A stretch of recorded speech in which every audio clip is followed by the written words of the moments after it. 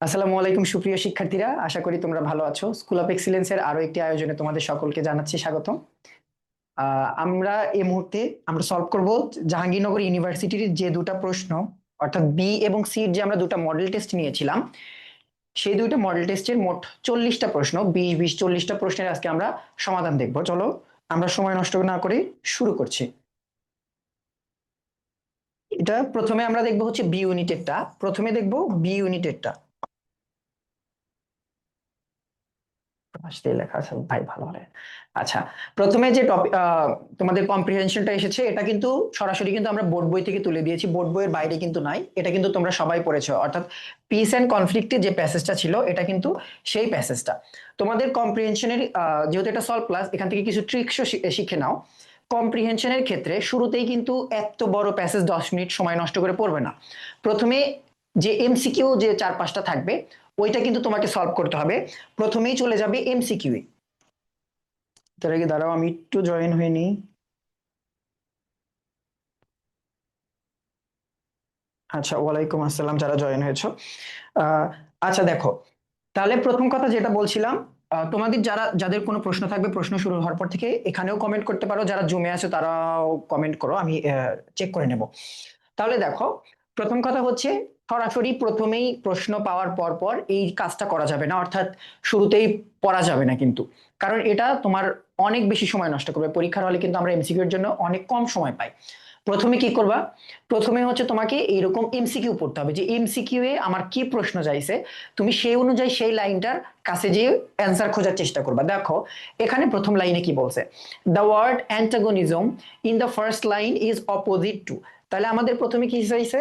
এই জিনিসটা চাইছে, অর্থাৎ আমাদের হচ্ছে এই অ্যান্টাগনিজম এই শব্দটার কি চাইছে? অপোজিট, অর্থাৎ অ্যান্টোনিম চাইছে আমাদের এখানে। দেখো, তাহলে দেখো তুমি তাহলে এইবার প্রশ্ন পড়ে নিলা, এবার কোথায় যাবা? এবার প্যাসেজ যাবা। প্যাসেজের কোন জায়গায় অ্যান্টাগনিজম শব্দটা আছে? এখানে দেখো, কনফ্লিক্ট ক্যান বি ডিসক্রাইব, অর্থাৎ প্রথম লাইনের এই অংশটাতে খেয়াল করে দেখো, এখানে অ্যান্টাগনিজম আছে। এখন এইটা ডিপেন্ড করবে, এটা তো আমাদের প্রশ্ন, কিন্তু পরীক্ষার হলেও তোমাকে তো আবার নতুন করে প্রশ্ন দিবে একটা। তো ওইখানে তুমি উত্তর করতে পারবে কিনা তা ডিপেন্ড করবে কোনটার উপরে, তুমি এই ওয়ার্ডটার মিনিং জানো কিনা। এটা আশা করি সবাই পেরেছো, কারণ এটা বোর্ড বইয়ের। অ্যান্টাগনিজম অর্থ হচ্ছে শত্রুতা। অ্যান্টাগনিজম শব্দের অর্থ হচ্ছে শত্রুতা। এখন আমাদের কিন্তু সিনোনিম চাই নাই, আমাদের এখানে চেয়েছে মূলত হচ্ছে অ্যান্টোনিমটা। এখন দেখো, ডিস ইউনিয়ন, ইউনিয়ন মানে কি? ইউনিয়ন মানে হচ্ছে কোনো জিনিসের একত্র থাকা। আর ডিস ইউনিয়ন মানে কি? কোনো জিনিস অর্থাৎ ভেঙে যাওয়া, ঐক্য ভেঙে গেলে সেখানে কি হয়? শত্রুতা তৈরি হয়। অ্যানিমোসিটি, তোমরা এনিমি শব্দটা থেকে শুনেছো, ওই অ্যানিমি শব্দ থেকে এনিমোসিটি। এরপর আছে দেখো অপোনেন্সি, অপোনেন্ট থেকে অর্থাৎ প্রতিদ্বন্দ্বী থেকে। তাহলে এই তিনটা শব্দ হচ্ছে সিনোনিম, অর্থাৎ পরস্পর সিনোনিম। এই শত্রুতা অর্থে এই তিনটা ব্যবহার করা যায়। তাহলে এখন একমাত্র অ্যান্টোনিম আছে হচ্ছে এই অ্যাডজুভেন্ট শব্দটা। তাহলে বোঝা যাচ্ছে আমাদের অ্যান্সার কোনটা হবে? এই অ্যাডজুভেন্ট সেন্টেন্স শব্দটা। আচ্ছা, আচ্ছা, এরপরে 2 নম্বর প্রশ্নটা দেখো, the word contentious can be replaced with. তাহলে আমরা আর একটা শব্দ পেয়ে গেলাম, সেটা হচ্ছে কন্টেন্টিয়াস। তাহলে কি আমাদের পুরো প্যাসেজ পড়ার দরকার আছে? দরকার কিন্তু নেই। আমি সরাসরি কোথায় চলে যাব? এই কন্টেন্টিয়াসের এখানে চলে যাব। দেখো এই প্যাসেজে কন্টেন্টিয়াস ওয়ার্ডটা আছে যে এই জায়গায়, কন্টেন্টিয়াস ইস্যুস, অর্থাৎ কন্টেন্টিয়াস শব্দটার অর্থ কি? কন্টেন্টিয়াস অর্থ হচ্ছে বিবদমান, অর্থাৎ যে বিষয়কে নিয়ে বিতর্ক থাকে, বিবাদ থাকে, সেটাকে কি বলে? সেটা হচ্ছে কন্টেন্টিয়াস। তাহলে এখন দেখো আমাদের কি বলেছে এখানে, রিপ্লেসড উইথ। রিপ্লেসড উইথ বলতে বোঝায় হচ্ছে সিনোনিম, অর্থাৎ একটা ওয়ার্ডকে যখন আর একটা ওয়ার্ড দিয়ে রিপ্লেস করা যায়, তখন আমরা কি জানি? নর্মালি সেটা কি হবে? সিনোনিম হবে।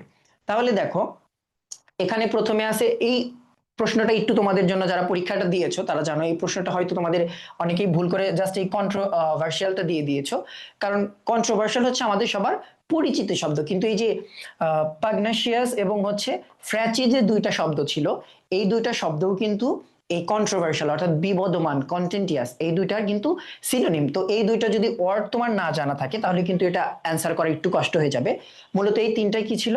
সিনোনিমাস ছিল। তার কারণে অ্যান্সার হবে অল মেনশনড, অর্থাৎ উপরে যতগুলোকে মেনশন করা হয়েছে সবগুলোই অ্যান্সার। এরপরে দেখো 3 number, conflict is as varied as dash. এইটা এখন দেখার জন্য তোমাকে আবার কোথায় যেতে হবে ঘুরে, এবার তুমি আবার চলে যাবে প্যাসেজে। তাহলে দেখো প্যাসেজে এই লাইনটা কোন জায়গায় আছে, it is as varied as causes that contribute to it. তাহলে কিন্তু তোমার পুরো প্যাসেজ পড়তে হচ্ছে না, তুমি এই লাইন থেকে উত্তরটা পেয়ে যাচ্ছ। তাহলে আমাদের এই অংশটা মূলত ড্যাশ দেওয়া ছিল ওখানে একটা, দেখো এই দেখো কনফ্লিক্টের জায়গায় ওখানে কি ছিল, ইট ছিল, ইট is as varied as dash. তাহলে এই জায়গায় কোনটা হবে, কজেস। অর্থাৎ এটা কিন্তু সরাসরি তোমাকে কিন্তু বুঝতে হবে না, জাস্ট ওই লাইনটা থেকে তুলে দেওয়ার দিলেই হয়ে যাবে। পরীক্ষার হলে তুমি যখন কম্প্রিহেনশন পাবা, কম্প্রিহেনশনে যদি 3টা থেকে 4টা প্রশ্ন আসে, তুমি মিনিমাম ধরে নিবা যে ওখান থেকে একটা প্রশ্ন তুমি এমনিতেই পারবা, যেটা প্যাসেজে দেওয়া থাকবে। জাস্ট ওই আমার প্রাইমারি স্কুল বা হাই স্কুলে যেরকম প্রশ্নের পরীক্ষা দিতাম ওরকম একটা প্রশ্ন থাকে, এটা হচ্ছে সেই ধরনের একটা প্রশ্ন। তাহলে এটা কি হবে, কজেস দ্যাট কন্ট্রিবিউট টু ইট, অর্থাৎ কনফ্লিক্ট জিনিসটাও যেমন ভ্যারি করে, এটার কারণও সেরকম বিভিন্ন রকম হতে পারে।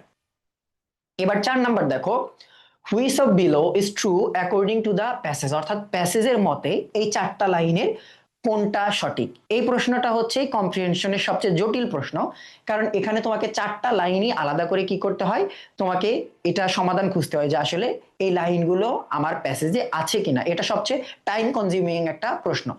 দেখো তাহলে আমরা প্রথম কোশ্চেন থেকে শুরু করি। প্রথম কোশ্চেনে কি বলছে, ইফ উই আর টু রিগিড, অর্থাৎ আমরা যদি খুবই বেশি জেদি হই, conflict can be solved immediately, তাহলে তাৎক্ষণিক কি করা যাবে, এই দ্বন্দ্বকে সমাধান করা যাবে। আসলে কি তাই? আমরা দেখি বই লাইনে কি দেওয়া আছে। এখানে দেখো এই যে, if however we are too rigid about this and do not allow others to freely express their opinions and beliefs or even the right to hold them, conflict becomes inevitable. অর্থাৎ আমরা যদি খুবই বেশি জেদি হই তাহলে কি হবে, কনফ্লিক্ট অনিবার্য হবে, অর্থাৎ কনফ্লিক্ট সমাধান হবে না, বরং দ্বন্দ্ব আরো লাগবে যদি আমরা খুবই জেদি হই। তাহলে বোঝা যাচ্ছে প্যাসেজের প্রথম লাইনটা কিন্তু অ্যান্সার হচ্ছে না। এরপরে 2 নাম্বার লাইনে যাও, all of us have our own opinions ideas and belief, অর্থাৎ আমাদের সকলেরই একটা আলাদা করে মতামত, আইডিয়া বা বিশ্বাস থাকতে পারে, চিন্তাধারা থাকতে পারে। এখন দেখি এটা এই লাইন অনুযায়ী, প্যাসেজ অনুযায়ী এটা কি আমাদের সঠিক কিনা। দেখো এই দেখো এই এই জায়গায় পাবা এটা, all of us have our own opinions ideas and believes. তাহলে বোঝা যাচ্ছে যে এই 2 নাম্বার অপশন অর্থাৎ বি নাম্বার অপশনটা উত্তর হতে পারে, কিন্তু পরীক্ষার হলে কিন্তু ভুলেও একটা সরাসরি পাওয়ার পর পর দাগিয়ে দেবে না। পরে যে কয়েকটা থাকবে চেষ্টা করবে অল্প সময়ের মধ্যে বা বেশি সময় লাগলেও ওটা চেক করে নেওয়ার, কারণ একটু সময় নিয়ে যদি একটা সঠিক দাগাতে পারো তাতে লাভ আছে, কিন্তু যদি দ্রুত করতে গিয়ে ভুল দাগিয়ে ফেলো তাহলে কিন্তু মাইনাস মার্ক যাবে। তাহলে আমরা এই দুটাও চেক করব। এখানে কি বলছে দেখো, conflict can be described as an agreement. প্রথম লাইনটাই খেয়াল করে দেখো, এটা কিন্তু ছিল ডিসএগ্রিমেন্ট, কিন্তু এখানে এগ্রিমেন্ট বলছে। কনফ্লিক্ট কিন্তু কোনো এগ্রিমেন্ট না, বরং এটা একটা ডিসএগ্রিমেন্ট। মতের যখন অমিল হয়, ডিসএগ্রিমেন্ট যখন হয় তখন কনফ্লিক্ট হয়, কিন্তু এখানে বলছে এগ্রিমেন্ট, তার কারণে এই লাইনটাও ভুল।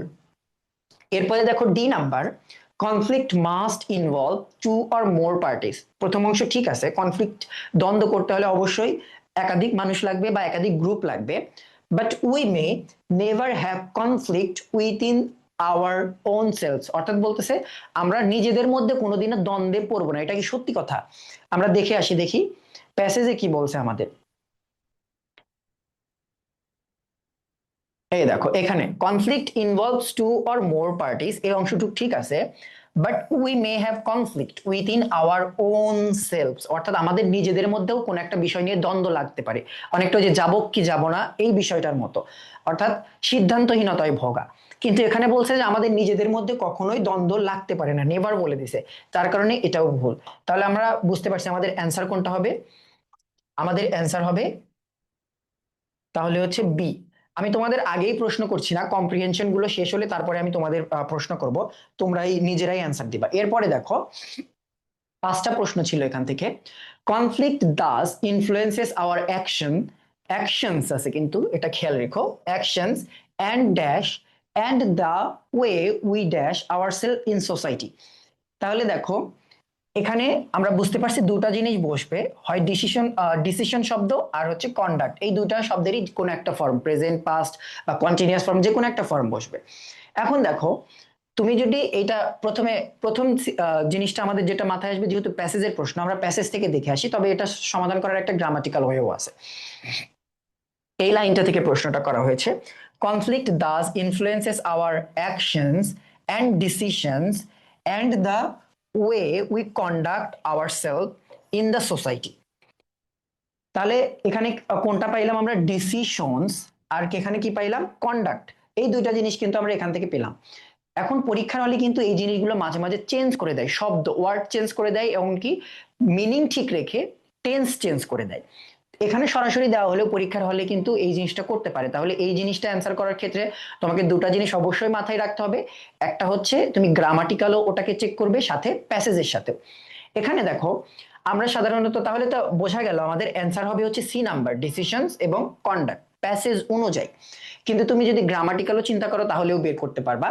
দেখো, আমরা জানি অ্যান্ড দিয়ে যখন দুইটা শব্দ যুক্ত থাকে, অ্যান্ড দিয়ে যখন দুটা শব্দ যুক্ত থাকে, তার ডানে এবং বামে দুইটা অংশেই যদি অ্যাডজেক্টিভ থাকে তাহলে ডানেও অ্যাডজেক্টিভ, বামেও অ্যাডজেক্টিভ থাকবে, ভার্ব থাকলে ভার্ব থাকবে দুপাশেই, নাউন থাকলে নাউনই থাকবে, সিঙ্গুলার নাউন থাকলে সিঙ্গুলার নাউন, প্লুরাল নাউন থাকলে প্লুরাল। এই ক্ষেত্রে দেখো অ্যাকশনস আছে, প্লুরাল নাউন আছে, তাহলে অ্যান্ড এর পরের অংশ কি হবে?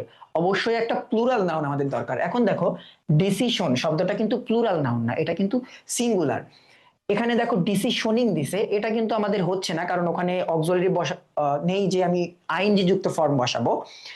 একমাত্র প্লুরাল ফর্ম আছে দুটাতে, সি তে আর ডি তে। তাহলে প্রথম অংশ কোন দুটাতে মিলছে? সি আর ডি তে মিলছে। এবার তোমাকে কোথায় যেতে হবে? পরের অংশে, অর্থাৎ দ্বিতীয় ড্যাশে। The way we conduct, the way we conduct না টু কন্ডাক্ট, এন্ড এর পরে, এখানে এন্ডটা ছিল মূলত দুইটা নাউনকে যোগ করেছে, আর পরের এন্ডটা হচ্ছে পুরো সেন্টেন্সটাকে যোগ করেছে। এখন কম্পাউন্ড সেন্টেন্স, এটা সেন্টেন্সের ডানে বামে দুই পাশেই কি থাকতে হবে? একটা আমাদের ফাইনাইট ভার্ব থাকতে হবে। কিন্তু টু কন্ডাক্ট তোমাদের পড়ানো হয়েছে, টু কন্ডাক্ট এটা কিন্তু ফাইনাইট ভার্ব না, টু কন্ডাক্ট হচ্ছে নন ফাইনাইট ভার্ব। আমাদের ফাইনাইট ভার্ব আছে হচ্ছে এটাতে।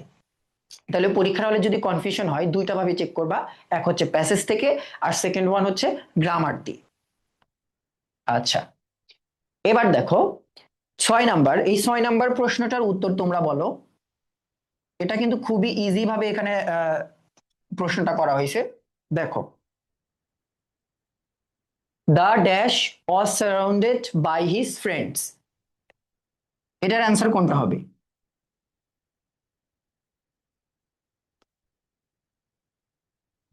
এটার অ্যান্সার কোনটা হবে? একটু দ্রুত দ্রুত বলো। এটা কিন্তু ইজি ছিল, কারণ এখন যদি পরীক্ষার আগে যদি তুমি ছোট ছোট প্রশ্নের মধ্যে থেকে ভুল যদি খুঁজে না পাও, তাহলে পরীক্ষার হলে কিন্তু এটা খুঁজে পাওয়া বেশ কষ্ট হয়ে যাবে কিন্তু।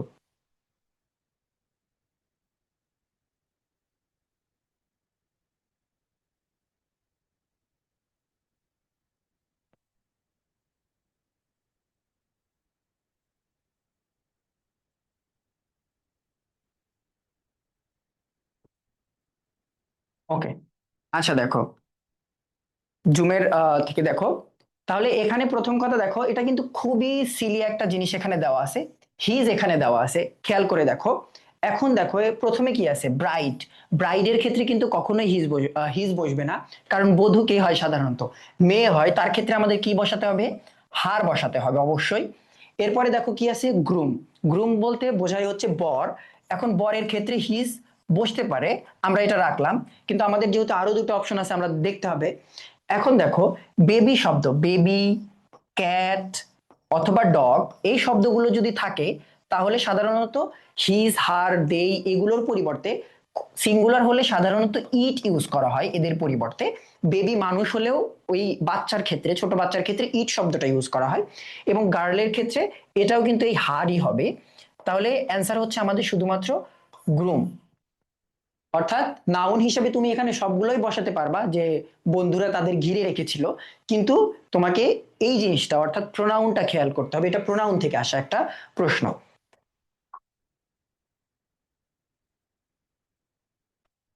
হ্যাঁ, 6-এর বি হবে। এরপরে দেখো 7 number, choose the sentence which has the best use of tag question. তাহলে এই প্রশ্নটা এসেছে হচ্ছে ট্যাগ কোশ্চেন থেকে। তাহলে এখানে 4টা লাইন আছে, 4টা লাইনে দেখা যাবে 4 রকমের নিয়ম। ট্যাগ কোশ্চেনের যদি কোনো একটা ব্যক্তি কোনো নিয়ম স্কিপ করে যায় তার ক্ষেত্রে এটা কিন্তু পারা জটিল হয়ে যাবে। দেখো প্রথমে এ নাম্বারে দেখো, hardly, we hardly believe a liar. তাহলে হার্ডলি শব্দটা হচ্ছে নেগেটিভ শব্দ। নেগেটিভ শব্দ থাকলে আমরা ট্যাগ কোশ্চেনে কি করি না, আবার নেগেটিভ করি না। অর্থাৎ এখানে ডোন্ট, এই যে এই ডোন্টের নটের কারণে এটা ভুল, কারণ হার্ডলি থাকতে ট্যাগ কোশ্চেনে কখনোই নট দেওয়া যায় না, তার কারণে 1 নাম্বারটা আমাদের ভুল। এরপরে দেখো B number, one should take care of his duty does one. তাহলে এখানে ছিল আমাদের শুড ভার্ব, তাহলে আমাদের ট্যাগ কোশ্চেনে কি করতে হবে, শুড নিয়ে আসতে হবে, আমরা ডাজ নিয়ে আসতে পারবো না। তাহলে এটা কি হবে, শুড, শুডেন্ট অন হবে আমাদের এটার উত্তর। তার কারণে এটাও ভুল, অর্থাৎ এ ভুল, বি ভুল। এবার সিতে দেখো, everyone want to be rich, don't she. প্রথম কথা, তুমি যদি এই জায়গাটাও দেখো, আমি সেন্টেন্সের কথা বাদই দিলাম, তুমি এখানে দেখো ডোন্ট শি, এখন শি এর সাথে কি ডোন্ট বসে না ডাজ বসে, শি এর সাথে কিন্তু ডাজ বসে। তারপরে এখানে আছে হচ্ছে everyone want to be rich, এখানে তোমাকে অবশ্যই ডাজ দিতে হবে, কারণ এভরিওয়ান যেহেতু সিঙ্গুলার ধরা হয়, তোমাকে এখানে ডাজ বসাতে হবে, তুমি এখানে ডু বসাতে পারবা না। তাহলে 3টা অপশন যদি ভুল হয় তাহলে বোঝাই যাচ্ছে 4 নাম্বার অপশনটা ঠিক থাকবে। Telling lines is a great sin isn't it, এটা কিন্তু ঠিক আছে একদম। তাহলে আমাদের অ্যান্সার হচ্ছে কোনটা, আমাদের অ্যান্সার হচ্ছে ডি নাম্বারটা। হ্যাঁ, সাতের ডি। আচ্ছা, তোমরা যারা পারো তোমরা কমেন্ট করতে পারো, সমস্যা নেই। এরপরে দেখো, এটা হচ্ছে কন্ডিশনাল থেকে আসা একটা প্রশ্ন। Had I known you were waiting outside I dash. তাহলে এটা হ্যাড আই নোন, অর্থাৎ যদি হ্যাড প্লাস ভার্বের ভি3 থাকে, এটা কোন কন্ডিশনাল হয়, এটা হয় হচ্ছে থার্ড কন্ডিশনাল, এটা থার্ড কন্ডিশনাল হয়। এখন থার্ড কন্ডিশনালের নিয়ম অনুযায়ী এটার অ্যান্সার কোনটা হবে, কারণ তোমাদের এটা হচ্ছে একাডেমিকের টপিক, একাডেমিক থেকে শুরু করে অ্যাডমিশন পর্যন্ত এই কন্ডিশনাল সেন্টেন্সের নিয়ম কোনোদিন শেষ হয় না, অ্যাডমিশনে আসে, একাডেমিকে তো থাকেই। দেখো আমরা লাস্ট থেকে শুরু করছি। দেখো তাহলে কন্ডিশনালের থার্ড কন্ডিশনালের নিয়ম অনুযায়ী আমাদের হচ্ছে প্রথম অংশে পাস্ট পারফেক্ট থাকে, পরের অংশে উড প্লাস হ্যাভ প্লাস ভার্বের ভি3 আমরা বসাই। এখানে প্রথম অংশে দেখো উড নেই, তার কারণে ডি বাদ। এরপরে দেখো উড ইনভাইট, উড ইনভাইটটা কোথায় হয়, সেকেন্ড কন্ডিশনালে হয়, উড প্লাস ভি1 হয়। এরপরে দেখো এতে দেখো would be inviting, would be invited হলে তাও বোঝা যেত যে গ্রামাটিক্যালি অন্তত সেন্টেন্সটা কারেক্ট, এখানে কিন্তু তাও হয়নি, একমাত্র বাদ আছে কিন্তু বি। হ্যাঁ, 8-এর বি, ফাতিহা সারা, হ্যাঁ তোমার উত্তর ঠিক আছে, এটা হচ্ছে বি হবে অ্যান্সারটা, would have invited you to come in. আচ্ছা, এরপরে দেখো 9 নাম্বার, জাবির কোশ্চেন গুলো কিন্তু মোটামুটি গ্রামার বেস কিন্তু বেশি হয়, ওরা বোর্ড বই থেকে একটু কম দেওয়ার চেষ্টা করে, আর ওদের ভোক্যাবস গুলো বেশ কঠিন হয়। হ্যাঁ, তোমাদের সবারই উত্তর মোটামুটি ঠিক হয়েছে যারা 8-এর অ্যান্সার দিয়েছো। এরপরে দেখো 9 নাম্বারটা, do not it or drink anything dash the oldest man dash the table has began. আমরা এটা বোর্ড বই থেকে এই প্রশ্নটা পিক করেছি, এই প্রশ্নটা মূলত তোমাদের প্রিপোজিশনের জন্য দেওয়া। এক্ষেত্রে তোমরা সহজেই বুঝতে পারছো যে এটা হচ্ছে যে আমাদের বিভিন্ন রকমের এটিকেটস এন্ড ম্যানার্স এর মধ্যে যে লাইফস্টাইলের অংশে যে ছিল, কোন দেশের সংস্কৃতি কেমন, খাবার টেবিলে ম্যানার্স কেমন, ডাইনিং হ্যাবিটস কেমন, সেই জায়গা থেকে আমরা এই প্রশ্নটা পিক করেছি। দেখো, do not it or drink anything dash the oldest man dash the table has began. অর্থাৎ তোমরা যারা বোর্ড বই ভালো করে পড়েছো তারা তো বুঝতেই পারছো এটা কোনটা হবে। প্রথম কথা, ওয়েট হবে না, কারণ প্রিপোজিশন জিনিসটা হচ্ছে আঠার মতো, একটা সেন্টেন্সকে তুমি যদি জোড়া দিতে চাও তোমাকে একটা আঠা প্রয়োজন হবে, একটা পেপার, ছেঁড়া পেপারকে জোড়া দিতে চাইলে তোমার আঠার প্রয়োজন হবে, তেমনি কোনো সেন্টেন্স যদি বাক্য বা বাক্যের কোনো একটা অংশ জোড়া দিতে চাও তোমার সেই ক্ষেত্রে প্রিপোজিশন প্রয়োজন হয়।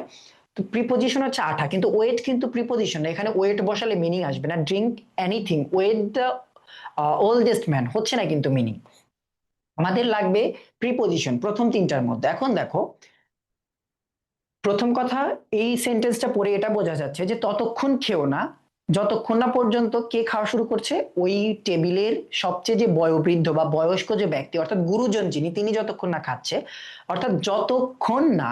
এই যতক্ষণ না অর্থে কি হয়, আনটিল, আনলেস কিন্তু হয় না, আনলেস অর্থ হয় হচ্ছে যদি না, আর আনটিল অর্থ হচ্ছে যতক্ষণ না। তো এই ক্ষেত্রে কিন্তু আনলেস আমরা বসাতে পারবো না। টিলটা অনেকের এই যতক্ষণ না বা যতক্ষণ এটা নিয়ে কনফিউশন হতে পারে। এখন এই জিনিসটা, এই দুইটার মধ্যে কনফিউশন তোমাদের হয়তো পরীক্ষা দেওয়ার সময় অনেকেরই লেগেছে। তো এই জিনিসটা একটু সমাধান করো। দেখো, আমরা ধরলাম প্রথমটাতে আনটিল, টিলের যে কোনো একটা হবে, আমরা জানি না। এবার আমরা তাহলে পরের অংশটা দেখি, কারণ আমরা অন্তত বি এবং ডি এর ক্ষেত্রে শিওর যে দুটো হচ্ছে না। এখন দেখো, the oldest men on the table না at the table? On the table বলতে বোঝায় হচ্ছে টেবিলের তলের ওপরে কোনো কিছু আছে। এই দেখো, এই slide changer is on my hand, আমার হাতের ওপরে আছে। কিন্তু একবার চিন্তা করো, কেউ কি খাবার টেবিলের উপরে বসে খায় নাকি খাবার টেবিলে বসে খায়? জাস্ট খাবার টেবিলের পাশে চেয়ার নিয়ে খায়। এটাকে বলা হয় হচ্ছে at the table, not on the table. On the table বলতে বোঝাচ্ছে যে ওই বৃদ্ধ লোকটা টেবিলের উপরে চড়ে বসে খাওয়া দাওয়া শুরু করেছে, এরকম না। তার কারণে এই অনটার কারণে এটাও হবে না। আমাদের অ্যান্সার হচ্ছে এ। আশা করি তোমরা বুঝতে পেরেছো এটা। হ্যাঁ, 9 এর এ হবে। এরপরে দেখো 10 নাম্বার। এটা, এটার অ্যান্সার আমি দিচ্ছি না, এটা তোমরাই বলো, কারণ এটা তোমাদের কিন্তু বোর্ড বইয়ের কিন্তু একটা প্রশ্ন।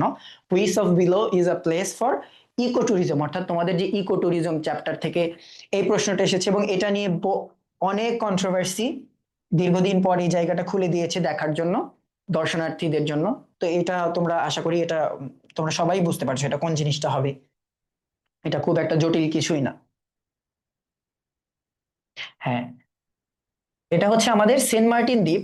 এটা হচ্ছে আমাদের ইকো ট্যুরিজমের একটা জায়গা। ইকো ট্যুরিজম তোমরা তো পড়েছো, এখানে পুরোপুরি ব্যাখ্যা করার কোনো প্রয়োজন নেই। অর্থাৎ এমন একটা জায়গা যেখানে ভ্রমণটাই করা হয় হচ্ছে বায়োডাইভার্সিটির ক্ষতি না করে সেখানে ভ্রমণ করা, এবং সেই অঞ্চলের হচ্ছে আর্থিক অবস্থার উন্নতির চেষ্টা করা, সেটা হচ্ছে ইকো ট্যুরিজম সাধারণত।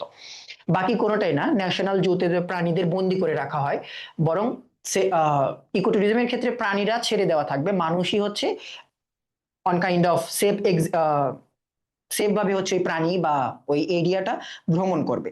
হ্যাঁ, 10-এর বি হবে। মাইশা আক্তার, 10-এর বি হবে, ঠিক আছে। 11 নাম্বার দেখো, I will not attend the meeting today and dash. এই জায়গাটা তোমরা এই যে নেইদার বা এইটা, এই জিনিসটা দেখেই তোমরা বুঝতে পেরেছো এই জিনিসটা কোথা থেকে এসেছে। নেগেটিভ এগ্রিমেন্ট থেকে এসেছে।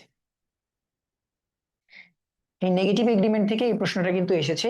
অর্থাৎ অ্যাফার্মেটিভ এগ্রিমেন্ট আর নেগেটিভ এগ্রিমেন্ট বলে যে তোমাদের দুইটা টপিক আছে, সেখান থেকে প্রশ্ন এসেছে, এবং প্রতিবার পরীক্ষাতেই এই জায়গা থেকে প্রশ্ন আসে। এই জায়গাটাতে রুলটা কেমন থাকে? এই জায়গাটার সিম্পল রুল হচ্ছে অ্যান্ড থাকবে একটা, অ্যান্ড থাকবে একটা, তারপরে কি থাকবে? প্রথমে অ্যান্ড থাকবে, এরপরে আমাদের থাকবে একটা হচ্ছে নেইদার।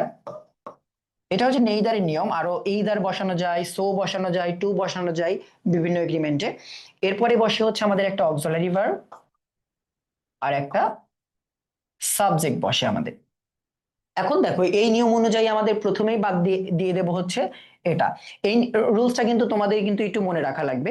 মানে নেইদার, এইদার আছে, টু, সো, বেশ কয়েকটা আছে। এগুলো মোটামুটি সেন্টেন্স আকারে বেশ কয়েকবার পড়লেই মনে থাকে। এই জিনিসটা মনে না থাকলে কিন্তু পারা কঠিন হয়ে যাবে। এখন দেখো, এখানে আছে আমাদের মূলত হচ্ছে দুইটা জিনিস। এখন এইটার মধ্যে থেকে কোনটা অ্যান্সার হবে? হ্যাঁ, ঠিক আছে, অ্যান্সার আই উইল নট। এটা কে কমেন্ট করেছে? আর এ এবং এম ডি আব্দুল্লাহ, তোমরা দুজন এ লিখেছো, এ হবে না, এই পাশে উড আছে, এটা খেয়াল করতে হবে। পরীক্ষার হলে কিন্তু এই সিলি সিলি মিস্টেক গুলো করা যাবে না। এখানে কিন্তু উড আছে, আর উপরে দেখো, উপরে কি দেওয়া আছে? ওপরে কিন্তু দেওয়া আছে হচ্ছে উইল। এই ছোট্ট ছোট্ট জিনিস কিন্তু পরীক্ষার হলে কিন্তু ভুল হওয়ার, প্রশ্ন ভুল, উত্তর ভুল হওয়ার কিন্তু বিশেষ কারণ। এই উইল আছে, এখানে তুমি উড বসাতে পারবা না, তোমাকে এই পাশে উইল বসাতে হবে। নেইদার উইল শি, এটা হবে অ্যান্সার।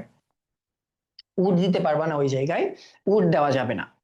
এরপরে দেখো 12 নাম্বার প্রশ্নটা, she dashed to me for an hour till his mother dash।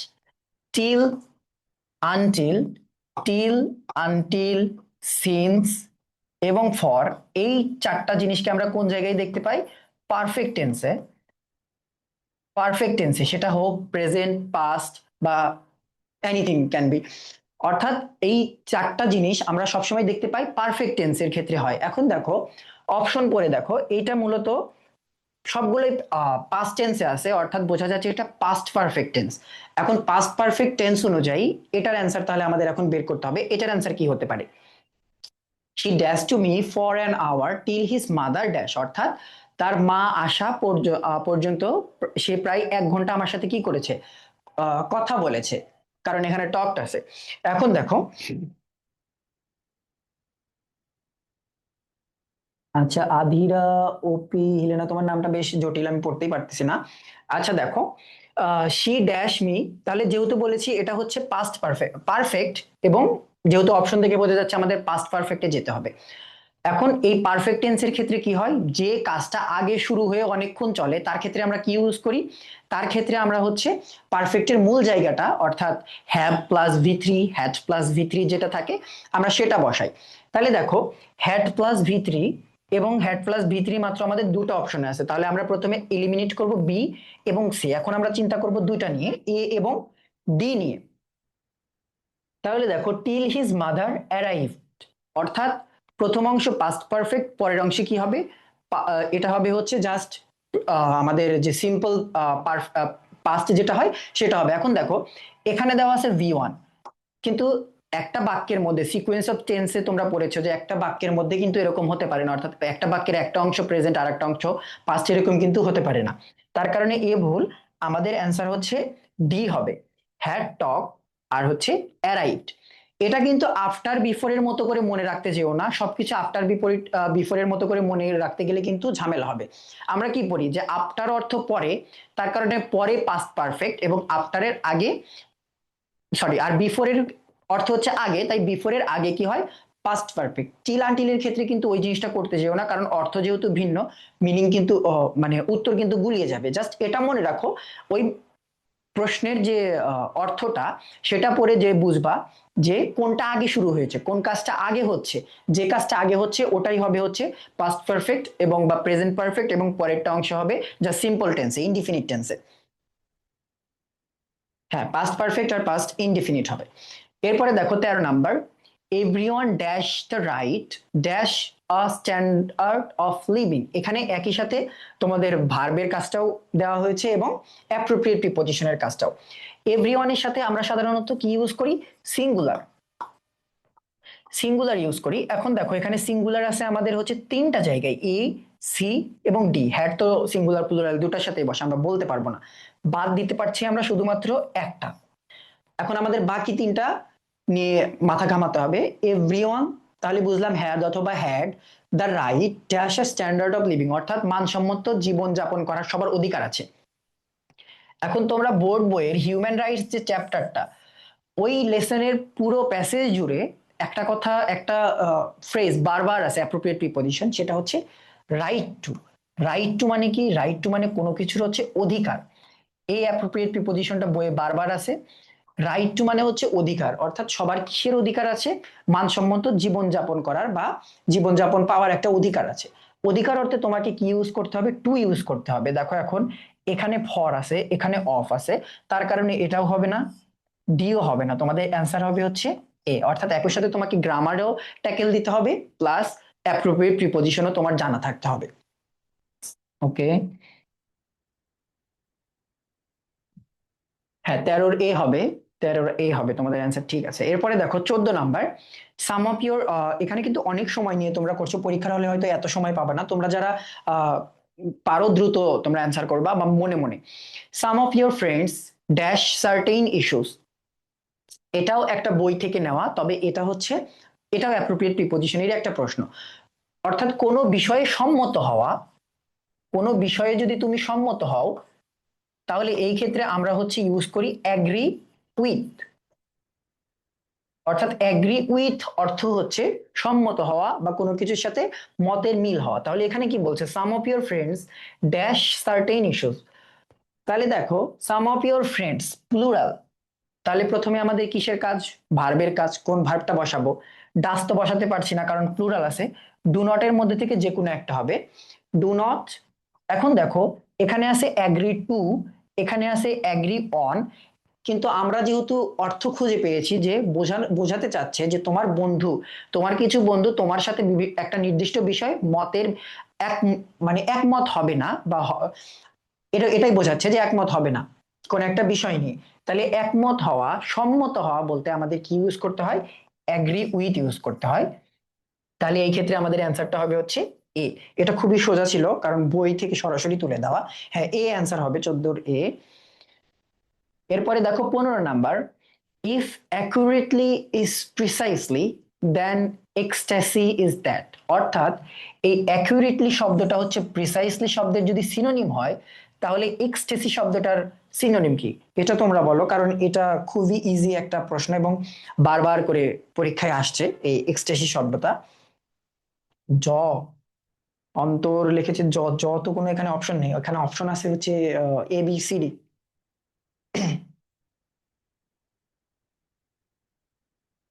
Okay okay.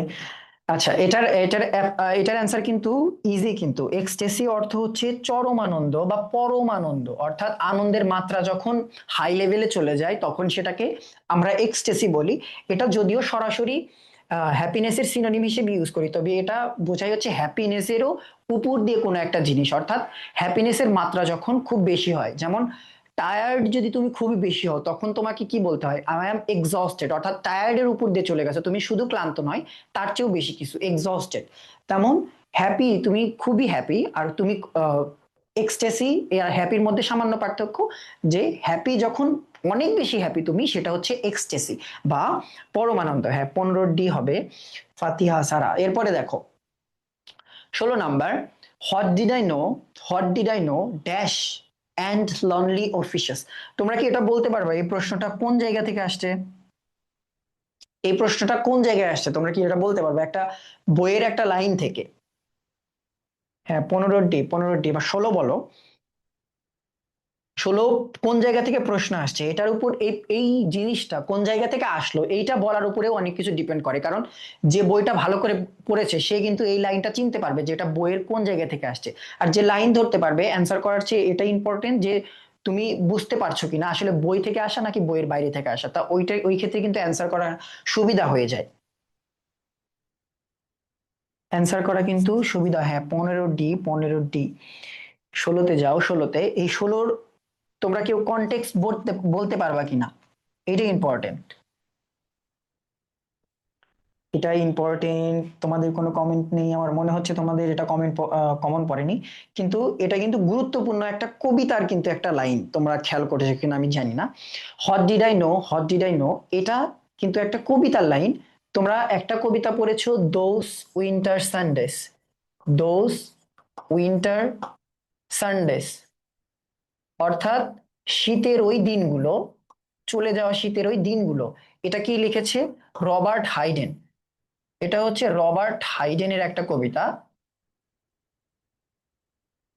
Robert হাইডেনের একটা কবিতা।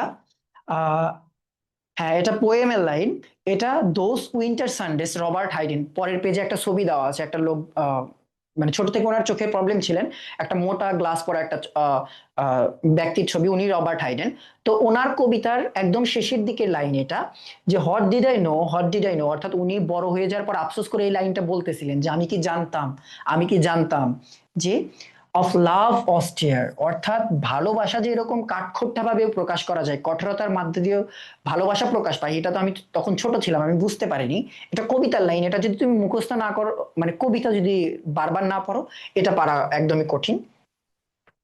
হ্যাঁ, এটা দোজ উইন্টার সানডেস, রবার্ট হাইডেনের লেখা। এরপরে দেখো 17 নাম্বার, দেখো the opposite of word of illuminate is not. তোমরা কিন্তু এই ইলুমিনেট শব্দটা কিন্তু ই দিয়ে একটা শুরু আছে, ইলিমিনেট। ইলিমিনেট মানে বাতিল করে দেওয়া, অর্থাৎ এখানে ধরো আমি একটা অপশন বাতিল করে দেবো, এই অপশনটা বাতিল করে দিলাম, এটাকে আমরা কি বলি? ইলিমিনেট করে দেওয়া, বাদ দেওয়া। আর ইলুমিনেট, ইলুমিনেট মানে হচ্ছে আলোকিত করা। ইলুমিনেট শব্দটা বারবার আসে, এটার অর্থ হচ্ছে কোনো কিছুকে আলোকিত করা, আলোকিত, আলোকিত করা। দেখো আমাদের বলছে the opposite word of illuminate is not, অর্থাৎ কোনটা অপোজিট নয়, তার মানে কি আমাদের চাইছে যেটা হচ্ছে সিনোনিম। তো পরীক্ষার ক্ষেত্রে এই not, opposite, antonym, not antonym, not appropriate, এইরকম শব্দগুলো কিন্তু তোমরা খেয়াল করবে। তোমরা অপোজিট দেখেই অনেকে দেখা যায় যে অপোজিট চেয়েছে ইলুমিনেটের বিপরীত তো ডার্কেন, তো হুট করে ডার্কেন দাগিয়ে দেবে, কিন্তু পরে যে একটা নট আছে এটা অনেকেই খেয়াল করে না। তো এটা বিশাল একটা ভুল পরীক্ষার হয়তো প্রেশারের কারণে অনেকে হয়। তো এই ক্ষেত্রে তোমাকে ইলুমিনেটের ক্ষেত্রে দেখতে হবে যে এখানে ইলুমিনেটের বিপরীত আছে সবগুলো, একটা মাত্রই বিপরীত নয়, সেটা হচ্ছে ব্রাইটেন। হ্যাঁ, হৃদয় রাজ, ফাতিহা সারা, তোমাদের নাদিয়া, হ্যাঁ তোমাদের অ্যান্সার সবার ঠিক আছে, এটা ব্রাইটেন হবে অ্যান্সার, তোমরা ধরতে পেরেছো। এরপরে দেখো 18 number, once in water you get oblivious of time, distance or dash. এইটা কোন জায়গা থেকে আসছে বলতে পারবা?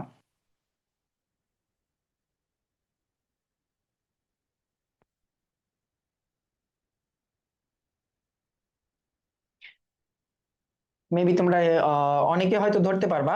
এটা কিন্তু খুব গুরুত্বপূর্ণ একটা জায়গা থেকে আসছে, এবং এই জায়গা থেকে বারবার পরীক্ষায় কিন্তু প্রশ্ন এবং এমসিকিউ, এমনকি ওয়ার্ড ওই জায়গা থেকে এসেছিল। আমি একটা হিন্ট দিচ্ছি, পোস্ট হিউমাসলি শব্দটা ওখানে ছিল, অর্থাৎ মরণোত্তর উনি একটা পুরস্কার পেয়েছিলেন এই ব্যক্তিটা। ইয়েস, আশরাফি আক্তার আশা, হ্যাঁ তোমার উত্তর ঠিক আছে, সামিহা বিনতে সালমান নাকি এটা, সালমা, সালাম সালাম, আচ্ছা। অর্থাৎ এই জিনিসটা কিন্তু এসেছে ব্রজেন দাসের ওই জায়গাটা থেকে। অর্থাৎ once in water you get oblivious of time, distance or direction, অর্থাৎ তুমি যখন পানিতে ঝাঁপ দিবে, পানিতে ঝাঁপ দেওয়ার পরে তুমি সময় এবং কুল থেকে তোমার দূরত্ব এবং তোমার দিক, অর্থাৎ পানি তোমাকে যদি মাঝ সমুদ্রে ছেড়ে দেওয়া হয় সূর্য না দেখে, তুমি কখনোই দিক নির্ণয় করতে পারবে না। অর্থাৎ এটা বোর্ড বই থেকে আসা একটা সরাসরি লাইন তুলে দেওয়া হচ্ছে। অর্থাৎ এই তিনটা বিষয়ে মানুষ কি হয়ে যায়, অবলিভিয়াস হয়ে যায়, অবলিভিয়াস। এরপরে দেখো 19 number, talk to an adult and you trust. এটা ইজি প্রশ্ন ছিল, তোমাদের ওই প্রোনাউনের ওখান থেকে আসছে। যদি ব্যক্তিবাচক, ব্যক্তিবাচক যদি হয়, ব্যক্তিবাচক হলে সাধারণত এটার পরপরে আমরা হুম দিই, বা ওই যাকে অর্থ যদি আসে, যাকে অর্থ যদি আসে আমরা এটাকে কি দিই, হুম দিই। Talk to an adult hmm you trust, অর্থাৎ একজন বয়স্ক মানুষ বা প্রাপ্তবয়স্ক মানুষের সাথে কথা বলো তোমার সমস্যাটা নিয়ে, যাকে তুমি বিশ্বাস করো। এই যাকে অর্থে কি আসে, হুম আসে। হুইজ তো বসবেই না, কারণ হুইজ হচ্ছে বস্তুর ক্ষেত্রে, হুইজ হচ্ছে বস্তুর ক্ষেত্রে বসে, হুইজ হচ্ছে বস্তুর ক্ষেত্রে বসে। হুজ বলতে পজিটিভ কেজে বসে, পজিটিভের হলে বসবে। আর হু অর্থ হচ্ছে কে, তো তুমি যদি এই তিনটার অর্থ বসাও তো এটা হবে না। আর তোমাদের একটা আর একটা জিনিস বলে দেওয়া গুরুত্বপূর্ণ, সেটা হচ্ছে তোমরা এই যে হু, হুম, হুজ, এই বেশ কয়েকটা জিনিস নিয়ে তোমরা মাঝে মাঝে কনফিউজ হয়ে যাও। এখানে তো ইজিটা আসছে, বাট কঠিন গুলো যখন তোমাদের দেওয়া হয় তোমরা হুজ হবে না হু হবে এটা নিয়ে কনফিউজ হয়ে যাও। তোমরা আমাদের স্কুল অফ এক্সিলেন্সের পেজে হাসনাত আব্দুল্লাহ ভাইয়ের একটা ক্লাস আছে, তোমরা হচ্ছে ভিডিওসে গিয়ে পপুলারে উপরে প্রেস করলে উপরের দিকে এই ভিডিওটা চলে আসবে। তো পরীক্ষায় যাওয়ার আগে বা আজকের রাতে তোমাদের পরীক্ষার আগে যে সময় হবে শর্টকাটে এই জিনিসটা একবার দেখে যাবে, ভাই হচ্ছে একটা শর্টকাট নিয়মে এটা শিখিয়ে দিয়েছে, ওইটা তোমরা ফলো করতে পারো, এই ক্লাস শেষে তোমরা ওটা দেখতে পারো। এরপরে দেখো 20 number, taking rest might help you to feel dash a bit. এটাও ইজি আসছে। টু ফিল, ফিল প্লাস কি হয়, গুড অথবা bad, I am feeling good, অর্থাৎ কি হয়, একটা অ্যাডজেক্টিভ হয়। আমরা সাধারণত এরপরে একটা অ্যাডজেক্টিভ বসাই। তাহলে দেখো তো এই জায়গায় অ্যাডজেক্টিভ কোনটা, হ্যাঁ whom plus subject plus verb. অনেক রকমের এটার আবার শর্টকাট নিয়ম আছে, তবে তোমরা চেষ্টা করবা। আহ হ্যাঁ, আর এ তোমার নামটা পুরো বোঝা যাচ্ছে না, আর এ দেওয়া, আচ্ছা তোমরা ওখান থেকে দেখে রাখবে এটা। আর এইটাতে কি হবে, তাহলে এখানে অ্যাডজেক্টিভ বসবে, আমরা বুঝতে পারতেছি এখানে অ্যাডজেক্টিভ কোনটা, ওটা শর্টকাটটা অবশ্যই দেখবা, ওটা জরুরি। আচ্ছা এখানে ঠিক আছে, এখানে একটা মাত্র হচ্ছে অ্যাডজেক্টিভ আছে, সেটা হচ্ছে রিলিভড, অর্থাৎ কোনো কিছু থেকে রিলিফ পাওয়া, মুক্তি পাওয়া। এখানে রিলিফ হচ্ছে, রিলিফ তো নাউন, রিলিভিং জিরান্ট হিসেবে ইউজ করা যায়, তবে এখানে যেহেতু আমাদের জিরান্ট লাগছে না, আমাদের শুধুমাত্র লাগবে হচ্ছে, হ্যাঁ বিশের এ, বিশের এ, সাদিয়া, আচ্ছা। তাহলে বিশের হচ্ছে আমাদের এটা গেল হচ্ছে আমাদের উম, আহ, বিয়ের 20টা প্রশ্ন। এখানে তোমাদের কোনো রকমের সমস্যা আছে কিনা এই জায়গাটাতে? আশা করি সমস্যা হওয়ার কথা না, কারণ এখন তোমাদের প্রায় অ্যাডমিশনের সময় চলে এসেছো, তোমরা মোটামুটি সবগুলো টপিকই তোমরা পড়েছো। আচ্ছা সমস্যা যেহেতু নেই, আমরা তাহলে সি তে যাবো এবার। এটা হচ্ছে সি ইউনিটের প্রশ্ন, অর্থাৎ সি ইউনিটের যে 20টা মডেল টেস্টে আমরা 20টা প্রশ্ন দিয়েছিলাম, হ্যাঁ রিলিট হবে। আচ্ছা, আশরাফি আক্তার আশা, কোনো সমস্যা নেই, আমরা তাহলে পরেরটাতে যাচ্ছি, সি ইউনিটের। আবারও সেই কম্প্রিহেনশন, মাঝে মাঝে কম্প্রিহেনশন এত বড় বড় আসে যে পরীক্ষায় এটা পড়তে পড়তে সময় নষ্ট হয়ে মানে অনেক চলে যায়। যদিও কম্প্রিহেনশন মাঝে মাঝে তোমরা দেখবা পরীক্ষার হলে বড় কিছু প্রশ্ন থাকে, কিন্তু পুরো প্রশ্ন যদি তুমি বুঝে পড়তে পারবা দেখবা এক্সামে সবচেয়ে ইজি প্রশ্নটা ওই বড় প্রশ্নটাই ছিল। কারণ এটা হচ্ছে একটা সাইকোলজিক্যাল ট্রিক খেলা হয় স্টুডেন্টদের সাথে, যে অনেক শিক্ষার্থী কি করে, ভয়ে বড় প্রশ্ন কি করে না, ওরা ভয়ে বড় প্রশ্ন সমাধান করতে চায় না বা ওটাতে হাত দেয় না, যে সবার পরে দেখবো, সবার পরে দেখতে গিয়ে সময় থাকে না। কিন্তু বড় প্রশ্নগুলোর সুবিধা একটা, যে মাঝে মাঝে ওই বড় প্রশ্নগুলো খুবই ইজি হয়, জাস্ট তুমি সময় নিয়ে পড়ে নিতে পারলেই ওটার অ্যান্সার পেয়ে যাবা। তবে কম্প্রিহেনশন একটা ব্যতিক্রম জিনিস, পুরোটাই পড়তে হয়। দেখো, প্রথমটা আসছে আমাদের হচ্ছে, বলতে পারো এটা সাবস্টিটিউশন বা অনার্স সাবস্টিটিউশন যেটাকে আমরা বলি, ওটাও বলতে পারো বা প্যাসেজের প্রশ্নও বলতে পারো, দুই ভাবেই আসে।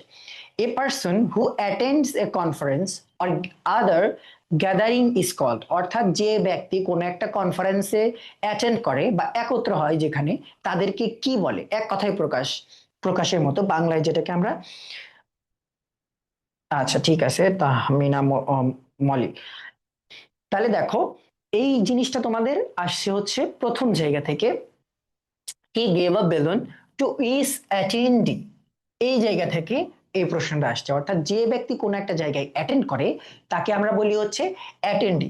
যেমন তোমরা শুনেছো জিমে যারা যায় তাদের ওখানে কি থাকে, জিমে একজন ট্রেনার থাকে, পার্সোনাল ট্রেনার থাকে, যিনি কি করেন, ওই যারা জিম করতে যায় তাদের কি করে, ট্রেন করে। তাহলে যে ট্রেন করছে তাকে ট্রেনার বলছি, কিন্তু যে ট্রেনিং নিচ্ছে তাকে আমরা কি বলবো, তাকে বলা হয় ট্রেইনি। ট্রেইনি অর্থাৎ লাস্টে কিন্তু ই শব্দটা থাকে, লাস্টে ই থাকে, তেমনি এখানেও সেম অবস্থা, অ্যাটেন্ডি, অর্থাৎ যে ব্যক্তিটা অ্যাটেন্ড করেছে তাকে আমরা বলি অ্যাটেন্ডি, যে ট্রেনিং গ্রহণ করছে তাকে আমরা বলি ট্রেইনি। আচ্ছা, দুই নাম্বার শব্দটা দেখো, ফ্র্যান্টিক্যালি, দ্য ওয়ার্ড ফ্র্যান্টিক্যালি মিনস, তাহলে আমরা দেখে আসি যে প্যাসেজে এই ফ্র্যান্টিক্যালি শব্দটা কি অর্থে ইউজ করেছে। এইখানে জিনিসটা আছে, everyone ফ্র্যান্টিক্যালি searched for the balloon with their names colliding with each other, pushing around others, and there was utter chaos। অর্থাৎ বলতেছে যে সবাই পাগলের মতো নিজের নামওয়ালা বেলুনটা খোঁজার জন্য একে অন্যকে ধাক্কা দিচ্ছিল, মানে একরকম বিশৃঙ্খল পরিবেশ সৃষ্টি হয়ে গিয়েছিল এই রুমের মধ্যে, তা ওরা নিজেদের নাম খুঁজে পাচ্ছে না। এভরিওয়ান ফ্র্যান্টিক্যালি, ফ্র্যান্টিক্যালি শব্দটি সবচেয়ে ভালোভাবে যদি বলি সেটা হচ্ছে ক্রেজি, ক্রেজিলি অর্থাৎ পাগলের মতো খোঁজা, লাইক আ ম্যাড, পাগলের মতো কোনো কিছুকে যদি কাজ করো সেটাকে হচ্ছে ফ্র্যান্টিক্যালি, অর্থাৎ উন্মত্ত হয়ে যাওয়া এরকম। তাহলে দ্য ওয়ার্ড ফ্র্যান্টিক্যালি মিনস, মিনস বলতে বোঝাচ্ছে সিনোনিম। তাহলে দেখো, পোটেনশিয়াল মানে কি, সুপ্ত, লিবারাল মানে উদার, কম্পিটেন্সি মানে কি, কম্পিটেন্সি মানে হচ্ছে দক্ষতা, কম্পিট থেকে আসছে অর্থাৎ কম্পিট করার ক্ষমতা, কম্পিটেন্সি। একমাত্র শব্দ যেটা হচ্ছে ফ্র্যান্টিক্যালির হচ্ছে সিনোনিম, সেটা হচ্ছে এইটা, ফিউরিয়াসলি, অর্থাৎ কি, লাইক আ ম্যাড, লাইক ম্যাড অর্থাৎ পাগলের মতো। যখন তুমি কোনো জিনিস, যখন ধরো কারো টাকা পয়সা হেরে যায় বা রুমের চাবি, গাড়ির চাবি হারা যায়, দেখবা যে মানুষটা পাগলের মতো করছে, কারণ ওই জিনিসটা তার ওই মুহূর্তেই দরকার। ফ্র্যান্টিক্যালি খোঁজা, ফিউরিয়াসলি খোঁজা, ক্রেজিলি খোঁজা, লাইক ম্যাড অর্থাৎ পাগলের মতো খোঁজা এই জিনিসটা। হ্যাঁ, ফিউরিয়াসলি অ্যান্সার হবে আশরাফি আক্তার আশা। এরপরে দেখো 3 number, our happiness lies in dash, তাহলে আমাদের আমাদের হ্যাপিনেস কোথায় থাকে, এই জিনিসটা এখানে বলছে। এখানে তোমরা লাইনটা দেখো, our happiness lies in the happiness of other people, অর্থাৎ আমাদের তাহলে সুখ কোন জায়গায় থাকে, অন্য মানুষের সুখের মধ্যে।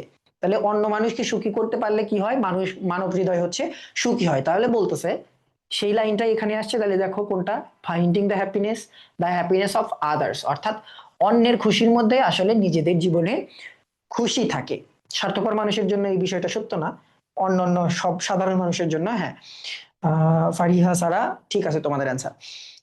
4 নাম্বার দেখো, find the wood on out, এই প্রশ্নটা পাওয়ার পরে অনেকেই আহ, প্রশ্ন করে, আমাদের ডাউটে এসে প্রশ্ন দেয়, ভাইয়া উড অন মানে কি, এই উড, এই ওডিডি, এই ওডিডি উড এটা হচ্ছে মূলত বোঝায় যে কোনটা আলাদা, কোনটা আলাদা, এই এই শব্দটাতে বোঝায়। Find the odd one out অর্থাৎ এই যে 4টা তোমাকে অপশন দেওয়া হয়েছে, এই ওড অন আউট মানে বোঝাচ্ছে যে এই 4টার মধ্যে কোনটা আলাদা। অর্থাৎ হতে পারে যে 3টার মিনিং অ্যান্টোনিম, তিনটা অ্যান্টোনিম আছে, অর্থাৎ বিপরীতার্থক, একটা সিনোনিম দেওয়া আছে, বা তিনটার অর্থ এক আর একটার ভিন্ন, এরকম কোন একটা জিনিস তোমাকে বোঝাচ্ছে। এখন দেখো এখানে আমরা ক্যাওস শব্দটা পেয়েছিলাম, এই যে ক্যাওস। তাই দেখো ক্যাওস মানে কি? ক্যাওস মানে হচ্ছে বিশৃঙ্খলা, অর্থাৎ বিশৃঙ্খলাকে আমরা ইংরেজিতে বলি হচ্ছে ক্যাওস, বিশৃঙ্খলা। তাহলে দেখো ক্লাটার মানে কি? আমরা ড্রিমস, যে আমরা প্যাসেজটা পড়েছি এই ড্রিমসে কিন্তু পড়েছি যে ড্রিমস কি করে, clean up clutter from our mind, আমাদের মনের মধ্যে যত বিশৃঙ্খলা থাকে স্বপ্ন কি করে সেগুলোকে দূর করে, এটা বিজ্ঞান দ্বারা প্রমাণিত। একটা ড্রিমস এর মধ্যে এই জিনিসটা পড়েছি। তাহলে ক্লাটার মানে কি? বিশৃঙ্খলা। অ্যানার্কি মানে কি? অ্যানার্কি মানে হচ্ছে সিম্পলি বললে অরাজকতা, ওই কিন্তু দিন শেষে অরাজকতা বলতে বোঝায় ওই বিশৃঙ্খলা, যেখানে বিশৃঙ্খলা সৃষ্টি হয় সেখানেই অরাজকতা সৃষ্টি হয়। তাহলে একটা মাত্র শব্দ এখানে আলাদা, সেটা হচ্ছে অর্ডার। অর্ডার মানে কি? কোনো কিছু বিন্যস্ত থাকা, সবকিছু বিশৃঙ্খল। অর্ডার মানে হচ্ছে শৃঙ্খল, অর্থাৎ একটা মাত্র শব্দ ব্যতিক্রম, সেটা হচ্ছে ডি। হ্যাঁ হ্যাঁ ঠিক আছে তোমাদের, সাদিয়া খাতুন, এটা ডি হবে। এরপরে দেখো 5 number, find out the suitable title for the passage. এটা কিন্তু, এই প্যাসেজটা কিন্তু তোমাদের বইয়েই সরাসরি ছিল, এবং এই প্যাসেজের একটা টাইটেলও ছিল তোমাদের। অর্থাৎ আমরা দুইটা গল্প পড়েছি, একটা হচ্ছে একটা ছেলে স্টারফিশ স্টোরি, অর্থাৎ একটা বাচ্চা সমুদ্রে আটকে থাকা স্টারফিশদের কি করছিল, সমুদ্রের মধ্যে ছুড়ে দিচ্ছিল, ওই স্টারফিশ স্টোরিটা পড়েছি। এবং তার নিচে আমাদের এই স্টোরিটা ছিল, এবং বইয়ে সেখানে আমাদের কি দেওয়া আছে, একটা টাইটেল দেওয়া আছে। পরীক্ষার কিন্তু এটা একটা কমন ধরন, যে তোমাকে একটা প্যাসেজ দিয়ে বলা হয় যে এই চারটা অপশনের মধ্যে থেকে একটা সুইটেবল কি বের করো, সুইটেবল একটা টাইটেল বের করো। অর্থাৎ তোমাকেই ওখান থেকে বুঝতে হবে যে এই পুরো প্যাসেজ পড়ে আসলে কোন জিনিসটা টাইটেল দিলে মানায়। এটা একটু অ্যানালিটিক হয়ে যায় প্রশ্নটা যদিও। হ্যাঁ আচ্ছা, এটা আশরাফি আক্তার আশা, তুমি মোটামুটি ভালো পড়াশোনা করেছো বোঝা যাচ্ছে। এটা হচ্ছে ফাইন্ডিং হ্যাপিনেস, অর্থাৎ এইটার অ্যান্সার হবে হচ্ছে finding happiness, not finding balloon the purpose of happiness, A seminar with happiness in balloon না। এটার অর্থ হচ্ছে স্বপ্ন খোঁজা। এরকম তোমাকে পরীক্ষার হলে হয়তো নতুন প্যাসেজ দিবে, তোমাকে নিজের বুদ্ধি খাটিয়ে এইটা করতে হবে, যদিও ইনশাল্লাহ পারবা তোমরা। এরপরে দেখো 6 নাম্বার, নেক্রোপলিস। এই শব্দটার দুটা ভিন্ন রূপ আছে, একটা পুলিশ আছে এরকম, ওই সেম জিনিসই, জাস্ট একই অর্থ।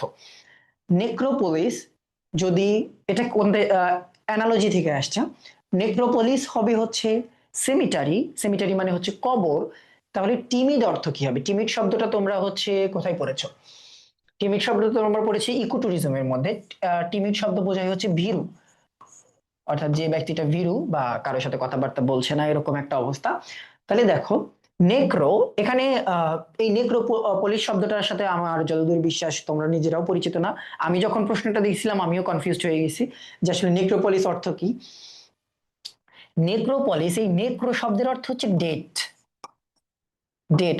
তোমরা আর একটা শব্দ পড়েছো কর্পস নামে, অর্থাৎ কর্পস মানে হচ্ছে মৃতদেহ। আর কর্পসেস যদি এস ই যদি না থাকে, ই না থাকলে কি হয়, সৈন্য দল হয়।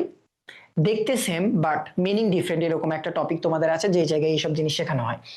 আর এই পলিস অর্থ হচ্ছে সিটি, পলিশ অর্থ সিটি, আর নেক্রো অর্থ ডেড। তাহলে মৃত মানুষের সিটি, অর্থাৎ যেখানে মৃত মানুষদের থাকে, তাহলে সেই জায়গাটাকে কি বলে, সেমিটারি বলে, বা বলতে পারো গ্র্যাভায়ার্ড, যদিও গ্র্যাভায়ার্ড আর সেমিটারির মধ্যে সামান্য পার্থক্য আছে। সেমিটারি কোন জায়গায় থাকে, যে জায়গায়, ধরো বাংলাদেশি কন্টেক্সে চিন্তা করো, মাদ্রাসাগুলো বা মসজিদগুলোর সাথে কি থাকে, কবরস্থান থাকে, ওটাকে আমরা বলি গ্র্যাভায়ার্ড। কিন্তু যে কবরস্থানটা সবকিছু থেকে আলাদা, ওর আশেপাশে কোন রকমের ধর্মীয় প্রতিষ্ঠান সেটাকে নিয়ন্ত্রণ করছে না, ওইটাকে আমরা বলি হচ্ছে সেমিটারি। যেমন কুমিল্লার একটা আছে ওয়ার্ড সেমিটারি, ওই ওয়ার্ড সেমিটারিটা হচ্ছে আসলেই সেমিটারি, ওটা গ্র্যাভায়ার্ড না। খুব সামান্য পার্থক্য, বাট এটা তোমাদের জেনে রাখা ভালো। তাহলে নেক্রোপলিস অর্থ কি, মৃতদের সিটি, সেটাকে সেমিটারি বলে। অর্থাৎ দুইটা কি সিনোনিম, আমরা বুঝতে পারলাম এই অর্থাৎ দুইটা সিনোনিম। তাহলে পরের যে অ্যানালজির পরের অংশ সেটা কি হবে, সেটাও সিনোনিমই হবে। তাহলে টিমিড মানে হচ্ছে ভীরু, আমরা পড়েছি যে প্রাণীরা কি হয়ে যায় যদি ইকোট্যুরিজম সঠিকভাবে মানুষ না মানে, প্রাণীরা ভীরু হয়ে যায়, অর্থাৎ সায় হয়ে যায়। কোলাপসড মানে কি, কোলাপস করা মানে হচ্ছে ধ্বংস, যে কিছুদিন আগে ভূমিকম্প হয়ে দেখলাম বিল্ডিং কাঁপাকাঁপি অবস্থা, যদি ভেঙে পড়তো তাহলে কি হবে, বিল্ডিং কোলাপসড, অর্থাৎ ভেঙে পড়েছে। ডেড মানে তো মৃত, আর লাউড মানে তো তোমরা সবাই জানো যে উচ্চ শব্দ বোঝায়। অর্থাৎ এখানে অ্যান্সার হচ্ছে আমাদের সায়। হ্যাঁ, ছয়ের বি হবে অ্যান্সার, এটা হচ্ছে shy। এরপরে 7 দেখো, তোমরা কিন্তু প্রশ্নগুলোর ক্ষেত্রে ভালো করে তাকিয়ে দেখবা যে প্রশ্নে ছোট ছোট যে মিস্টেক থাকে ওগুলো ধরতে পারলেই কিন্তু সঠিক অ্যান্সার বের করা যায়। জাস্ট পড়ছো এরকম না, চোখ দিয়ে দেখবা, ভালো করে চোখ দিয়েই তো দেখো, কিন্তু ভালো করে দেখবা, পড়ার সাথে সাথে ওগুলোকে অ্যানালাইসিস করার চেষ্টা করবা অল্প সময়ের মধ্যে। চেঞ্জ দ্য ভয়েস, তাহলে ভয়েস থেকে একটা প্রশ্ন আসলো, I knew that she was going to open a shop. আমি জানি সে কি করতে যাচ্ছে, একটা দোকান খুলতে যাচ্ছে।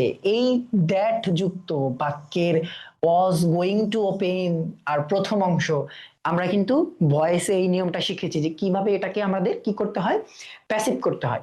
প্রথমে কি করতে হয় আমাদের, প্রথমে আমরা করি হচ্ছে ড্যাশ থেকে, এই দ্যাট থেকে শুরু করে পুরো অংশটাকে আমরা কি করি, প্রথমে ইট দিয়ে রিপ্লেস করি, অর্থাৎ শব্দটা কি দাঁড়ায়, আই নিউ ইট, আমি এটা জানি। তাহলে এইটার প্রথম অংশ, এটার প্রথমে আমরা প্যাসিভ করতে হবে। দেখো এটার প্যাসিভ কি হবে, it was known to me, কারণ নোনের সাথে কি হয় না, বাই হয় না, নোনের সাথে কি হয়, টু হয়। তাহলে দেখো ইট ওয়াজ প্রথমে পেয়েছি, ইট ওয়াজ এটাতেও আছে, এটাতেও আছে, কোনটাতে নেই, সি তে নেই। তাহলে আমরা এখন কি করব, ইলিমিনেট করব, বাদ দেব, সি বাদ দিলাম। এরপরে দেখো নোনের সাথে কি হয়, নোনের সাথে বাই বসে না, নোনের সাথে কি বসে, টু বসে। বাই আছে কোন জায়গায়, দেখো বাই আছে বিতে, তার কারণে আমরা কি করব, বি ইলিমিনেট করবো। এবার আমাদের হাতে অপশন থাকলো কয়টা, দুইটা অপশন থাকলো, it was known to me, it was known to me. এবার আমরা কি করব, পরের অংশ নিয়ে কাজ করব।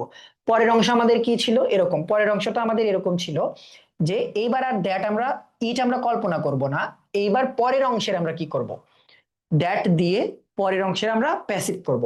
তাহলে এই যে দ্যাট এখানেও দিয়ে দিয়েছে, এখানেও দেখো দ্যাট দিয়ে দিয়েছে। এবার দ্যাটের পরের অংশ কিভাবে আমরা প্যাসিভ করব, দেখো he was going to open a shop, তাহলে অবজেক্ট কোনটা এখানে, এই শপ, তাহলে এই শপটাকে আমরা প্রথমে নিয়ে আসবো।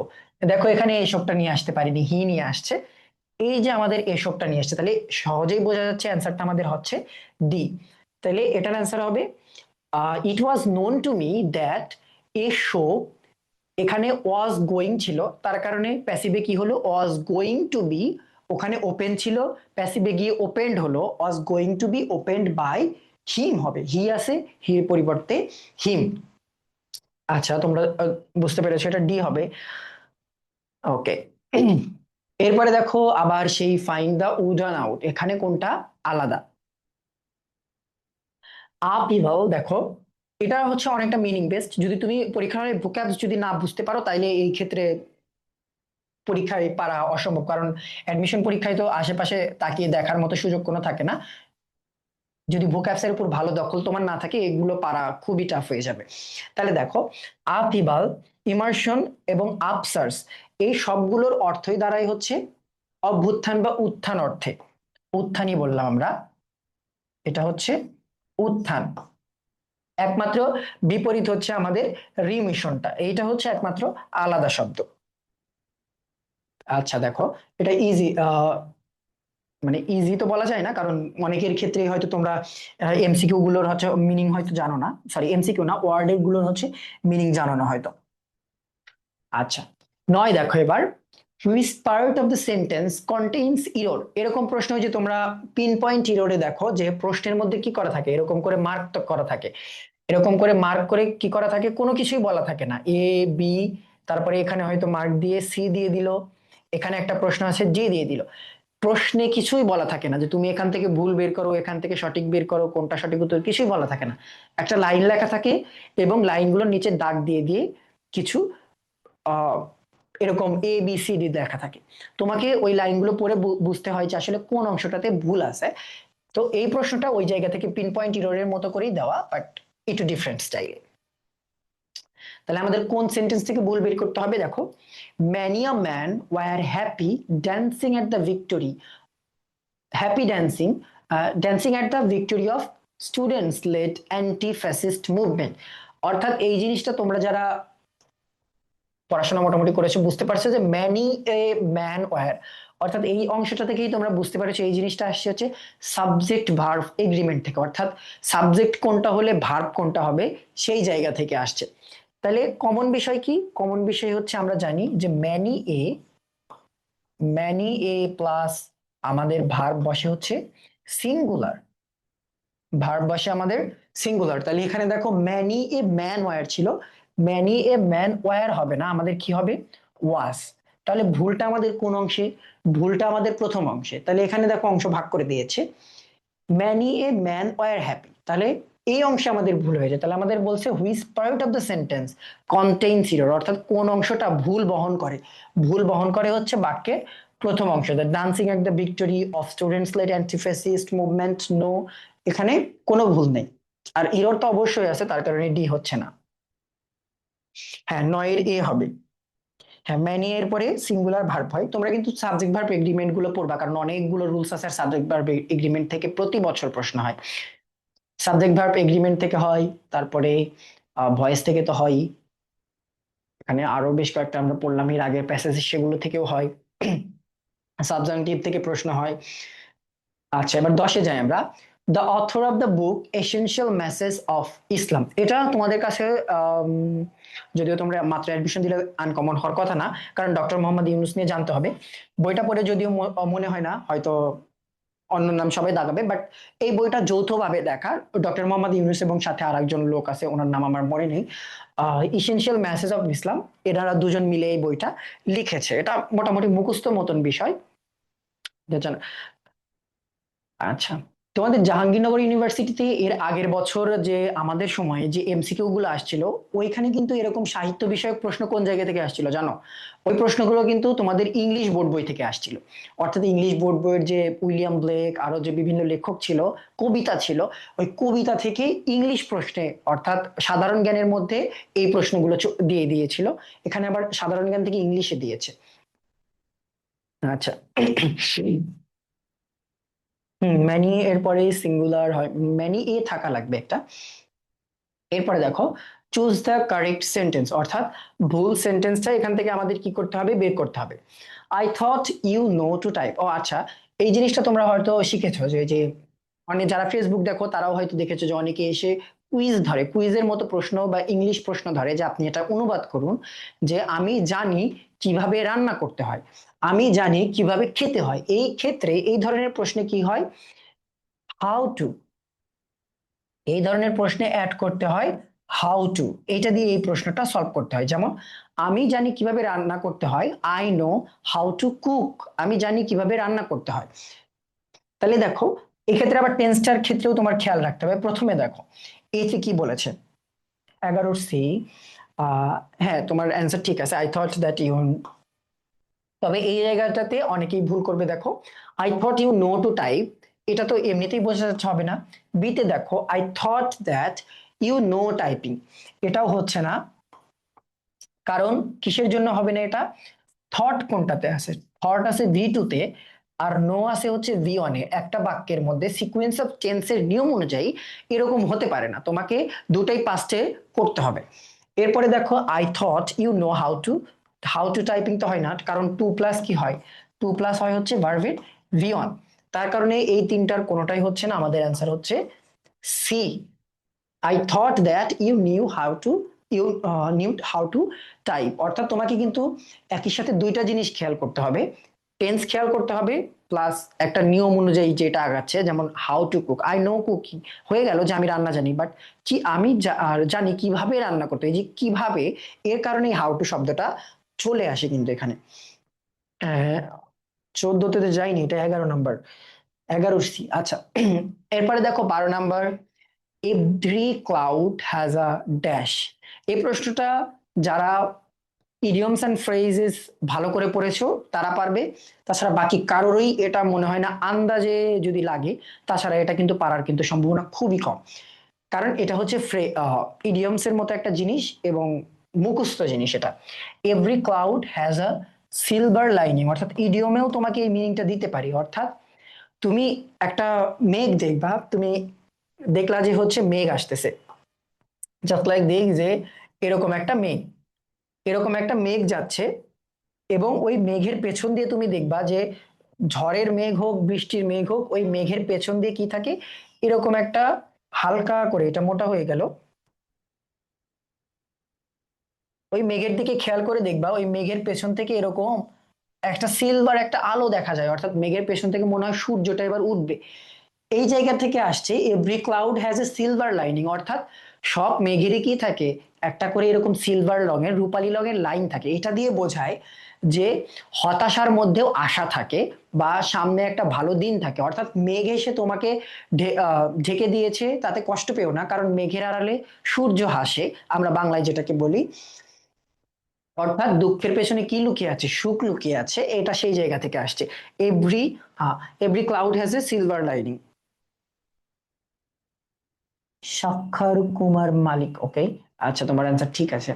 দেখো তারপরে 13 number, the noun form of strange. আচ্ছা, যারা পরীক্ষা দিয়েছে আমার যতদূর বিশ্বাস এই স্ট্রেঞ্জ থেকে অনেকেই এই স্ট্রেঞ্জার শব্দটা দাগাই দিছো মেবি। যে স্ট্রেঞ্জার তো নাউন, স্ট্রেঞ্জার মানে হচ্ছে অপরিচিত কোনো একটা ব্যক্তি, আমরা বাংলায় যেটাকে বলে আজনবী, অর্থাৎ যাকে আমরা চিনি না, অচেনা ব্যক্তি, এটা দিয়েছো। কিন্তু আসলে কিন্তু এটা না, কারণ তোমাকে স্ট্রেঞ্জার বলতে নাউন ঠিক আছে, কোনো ব্যক্তিকে বোঝালে সেটা নাউনই হয়, কিন্তু তোমাকে স্ট্রেঞ্জের নাউন বলতে বলা হচ্ছে, তোমাকে চেঞ্জ করে ব্যক্তিতে নিয়ে যা বলা হয়নি। তার কারণে স্ট্রেঞ্জার হয় না, স্ট্রেঞ্জলি হয় না, স্ট্রেঞ্জ তো হবেই না। স্ট্রেঞ্জ মানে কি, অদ্ভুত, স্ট্রেঞ্জ দেখতে একদম। এইটা হবে হচ্ছে স্ট্রেঞ্জনেস। অর্থাৎ তোমরা যে ডেরিভেটিভস, তোমরা তো হয়তো অ্যাডমিশনে তোমাদের ডেরিভেটিভস করা দরকার, কারণ কিভাবে একটা নাউনকে অ্যাডভার্ব করা হয় বা ভার্বে কনভার্ট করা হয়, অ্যাডজেক্টিভে কনভার্ট করা হয়, এই জিনিসগুলো বলা হয় হচ্ছে ডেরিভেটিভস। হ্যাঁ, 13 হবে স্ট্রেঞ্জনেস। এরপরে দেখো 14 number, the best synonym of the word title can be. Title অর্থ কিন্তু সরাসরি শিরোনাম অর্থ আসে, বা ক্ষুদ্র অর্থে, ক্ষুদ্র একটা ওপরে কি দেওয়া থাকে, পুরো প্যাসেজের একটা নাম দেওয়া থাকে। তো ওই জায়গা থেকে টাইটেল অর্থ আসে হচ্ছে ক্ষুদ্র। অর্থাৎ টাইটেল শব্দটার যদি অর্থ বের করতে যাও, অর্থ তো আসবে হচ্ছে টাইটেল মানে শিরোনাম, বা আরো যে ধরনের শিরোনামের সিনোনিম হয় সেই ওয়ার্ড গুলো আসবে। বাট টাইটেলের আর একটা অর্থ আছে, সেটা হচ্ছে টাইনি, অর্থাৎ বিশাল একটা প্যাসেজ বা বই লিখেছো। আখতারুজ্জামান ইলিয়াস খোয়াবনামা নামক একটা উপন্যাস লিখেছেন, ওই উপন্যাসে অনেক মানুষের স্বপ্ন লেখা আছে, এবং ওইটার টাইটেল, ওই উপন্যাসের টাইটেল কি, খোয়াবনামা। অর্থাৎ ওটা একটা সিঙ্গেল ওয়ার্ডের মধ্যে নিয়ে আসা হয়েছে, টাইনি একটা জিনিস। টাইনি মানে হচ্ছে ছোট, টাইনি মানে হচ্ছে ছোট, অর্থাৎ ছোট একটা জিনিসের মধ্যে ওই জিনিসটার নাম নিয়ে চলে আসছে। ওকে, তাহলে এটা টাইনি অর্থ কি, ছোট। টাইনির বিপরীত হচ্ছে জাইগান্টাস বা ইনরমাস, বিগ। হ্যাঁ, এই হবে অ্যান্সার। এরপরে দেখো 15 number, my friend believe that unity is strength. অর্থাৎ আমার বন্ধু, এই প্রশ্নে ভুল আছে, এই প্রশ্নটাতে ভুল আছে, এই প্রশ্নটাতে একটু মিস্টেক আছে, যদিও মিস্টেকের জায়গা থেকে আমাদের অপশন করা হয়নি, অর্থাৎ তোমাদের উত্তর বলতে বলা হয়নি। তোমরা বলো তো এই জায়গায় কোন জায়গাটাতে সমস্যা আছে। এই প্রশ্নটাতে অ্যান্সার বলতে হবে না, অ্যান্সার আমি বলে দিচ্ছি, কারণ এটা নিয়ম থেকে আসা। এই প্রশ্নটাতে একটা ভুল আছে, কারণ ভুল আইডেন্টিফাই না করতে পারলে পরীক্ষায় পারবে না। এই জায়গায় ভুল কোথায় আছে তোমাকে সেটা বলতে হবে। ভুল কোথায় আছে সেটা বলো, এই সেন্টেন্সটাতে 15 নাম্বার সেন্টেন্সটার ভুল কোথায় আছে সেটা বলো। আমি নিয়ম লিখে দিচ্ছি, এটা উত্তরের নিয়ম লিখে দিচ্ছি, কিন্তু তোমরা এখানে ভুলটা আইডেন্টিফাই করো।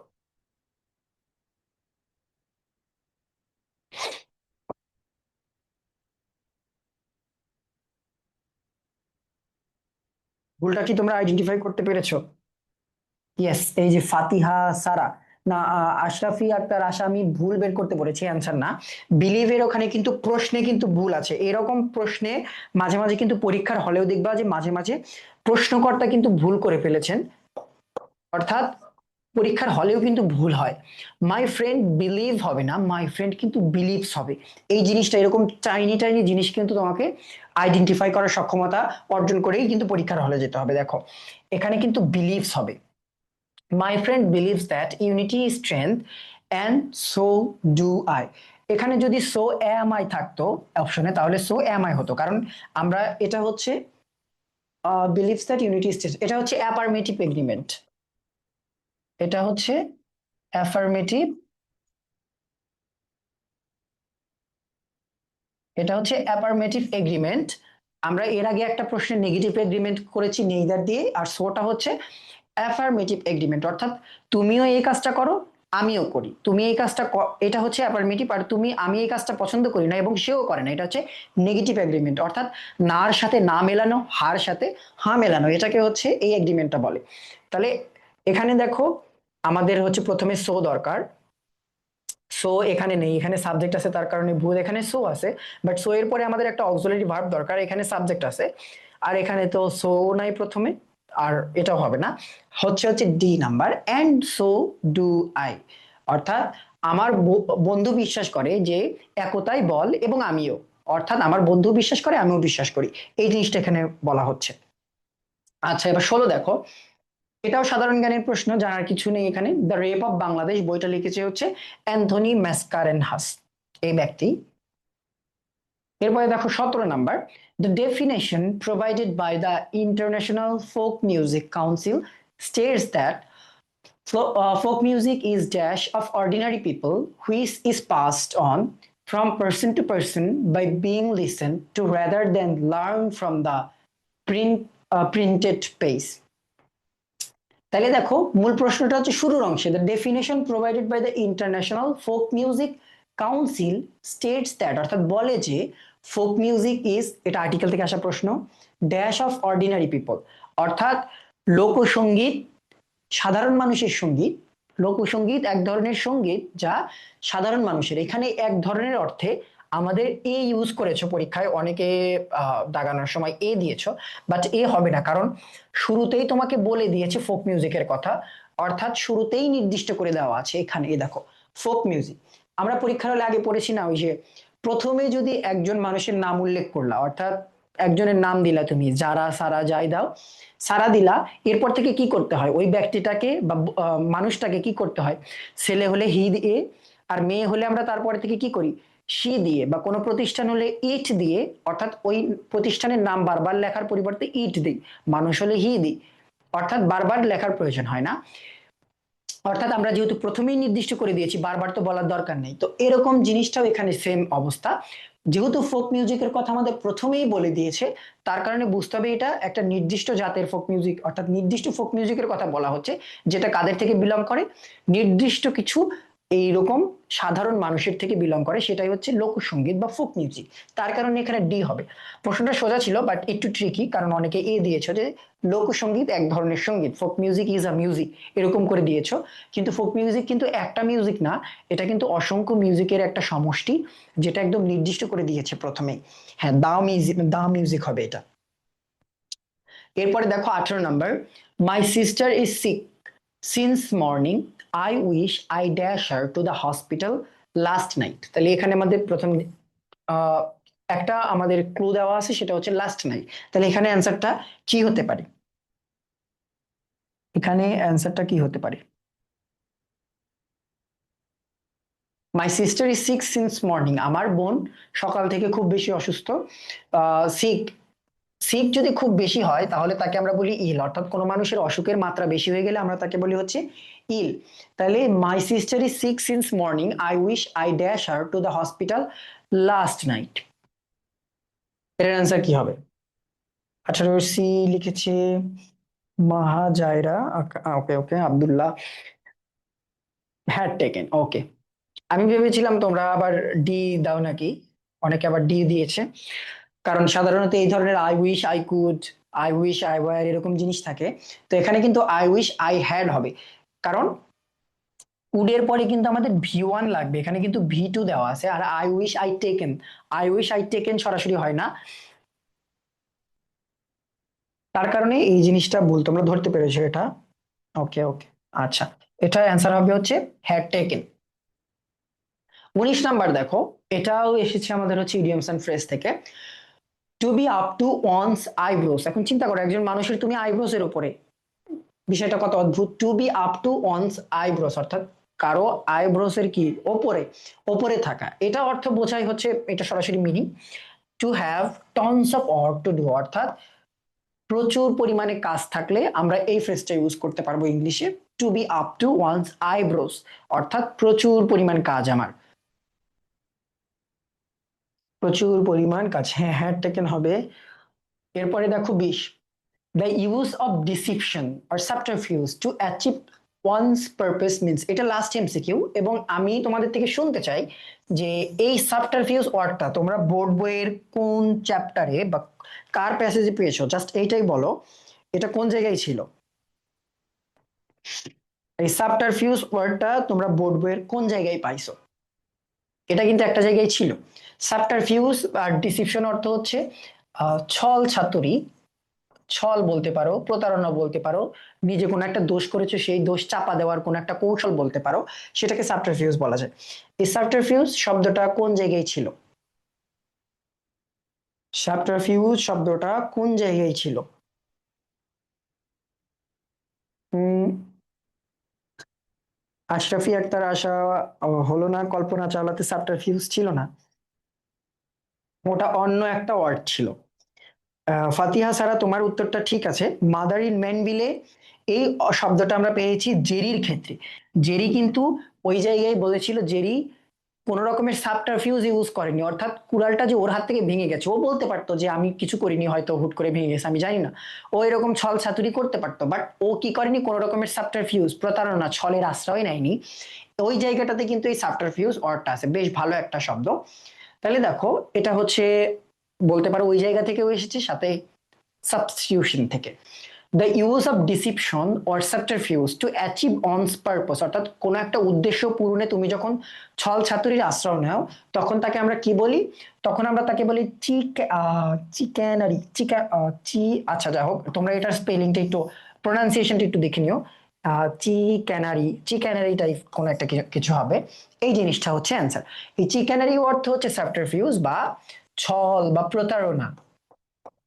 ছল বা প্রতারণা অর্থাৎ যখন কোনো একজন মানুষ তার উদ্দেশ্য হাসিলের জন্য তোমার আহ, কাছে প্রতারণার আশ্রয় নেয়, ছল করে তোমার সাথে, তখন ওই মানুষটাকে এক কথায় বলা যাবে হচ্ছে চিকানারি। ওই কাজটাকে বলা যায় এক কথায় চিকানারি হবে। হ্যাঁ, জেরির গল্পে ছিল, জেরির গল্পে ছিল এটা। এই ছিল হচ্ছে 20টা মোটামুটি প্রশ্ন। যদিও জাহাঙ্গীরনগর বিশ্ববিদ্যালয়ের প্রশ্নটা অনেকটা চরিত্রহীন মানুষের মতো, এর আসলে চেহারা রূপ কোনো কিছুই খুঁজে পাওয়া যায় না, এক এক বছর এক এক রকম হয়, কখনো ইংলিশে দিয়ে দেয় না বলেই, তো এটা আসলে বলা সম্ভব না। তবে ওদের যে ভুক্যাবস গুলো আসবে একটু অ্যাডভান্স লেভেলের ভুক্যাবস আসবে, বোর্ড বই থেকে সামান্য কিছু প্রশ্ন থাকবে, বাকিগুলো গ্রামার বেস, যেমন ভয়েস ন্যারেশন, এই টাইপের প্রশ্ন থাকবে। ইনশাল্লাহ তোমরা ভালো করবে। আর খুলনার পরীক্ষাও তো গতকাল আছে, তোমরা যারা দিচ্ছ গতকাল। ওকে, খুলনার পরীক্ষারও অলরেডি তোমাদের শর্ট একটা সাজেশন জাস্ট দেওয়া হয়েছে, কারণ এই বছর হচ্ছে খুলনার পরীক্ষার কিন্তু ইংলিশ অংশটাতে বেশ পরিবর্তন নিয়ে আসা হয়েছে। এর আগের বছর কিন্তু আধা আধা মার্ক ছিল মোটামুটি, কিন্তু এবছর বাংলাতে 10 মার্ক রেখে 30 দিয়ে হয়েছে হচ্ছে ইংলিশে। তো খুলনা ইউনিভার্সিটি বেশ কয়েক বছর হচ্ছে মোটামুটি সহজ কোশ্চেন করে স্টুডেন্ট একটু খারাপ পেয়েছে মনে হয়, তো ওরা কোশ্চেনের স্ট্যান্ডার্ড মোটামুটি ঢাবি স্ট্যান্ডার্ডে করে ফেলেছে। ওদের দারুণ একটা প্রশ্ন করেছিল এর আগের বারও, এবং এবার তো ইংলিশ বেশ একটা কম্পোজিশন থাকবে, একটা প্যারাগ্রাফ থাকবে, ইডিয়মস এন্ড ফ্রেজ থাকবে, ট্রান্সলেশন থাকবে, মানে অনেক কিছু মিলে ওরা কিন্তু প্রশ্নটা করেছে, টেকনিক্যাল হবে। তো যারা এখান থেকে পরীক্ষা দিচ্ছ তাদের জন্য শুভকামনা, তোমরা কালকের পরীক্ষাটা ভালো করে দাও। এবং আজকের ক্লাসটা এ পর্যন্ত, আশা করি তোমাদের কোনো সমস্যা নেই, কারণ এই 20টা প্রশ্ন মোটামুটি ইজি ছিল। এবং জাহাঙ্গীরনগর পরীক্ষার প্রশ্ন যদি 80-র মধ্যে হয়, পরীক্ষার প্রশ্নের প্যাটার্ন অনুযায়ী দেখবা যে অল্প মার্কের মধ্যে ওখানে চান্স পাওয়া যায়, কারণ প্রশ্নটি একটু কঠিন হয় তুলনামূলকভাবে। যদিও কমন যে টপিকগুলো আছে দেখলা, সব কমন টপিকের মধ্যে থেকেই কিন্তু আমরা চুজ করেছি, তো এই জায়গা থেকে আশা করি কোনো রকমের সমস্যা হবে না, তোমরা পারবা। তো আজকের ক্লাস এ পর্যন্তই। তোমাদের কালকের পরীক্ষার জন্য শুভকামনা। আজকের ক্লাসটা এখানেই শেষ করছি। আল্লাহ হাফেজ।